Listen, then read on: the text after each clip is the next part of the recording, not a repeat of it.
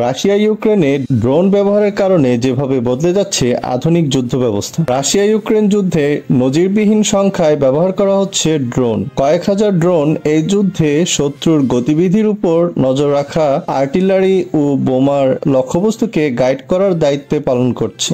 Drone হামলার অর্ধশতের বেশি video বিশ্লেষণ ড্রোন নির্মাতা, সেনা ও কর্মকর্তাদের সঙ্গে আলাপ করে এক প্রতিবেদনে রয়টার্স জানিয়েছে কিভাবে ড্রোন প্রযুক্তি আধুনিক যুদ্ধ ব্যবস্থাকে বদলে দিচ্ছে।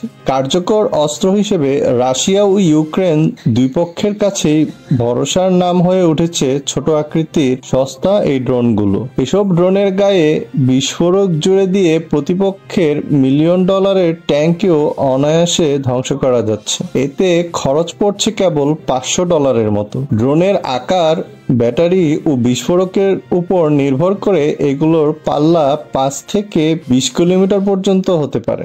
এসব ড্রোনের কোনোটি আকাশ থেকে শত্রুর অবস্থানের উপর নজরদারি চালায়, কোনোটি নির্ধারিত লক্ষ্যবস্তুর উপর উড়ে গিয়ে বোমা বা গোলা ফেলে, আবার কোনোটি বিস্ফোরণ সহ নিজেই তীব্র গতিতে ধেয়ে লক্ষ্যবস্তুর গায়ে বিধ্বস্ত হয়।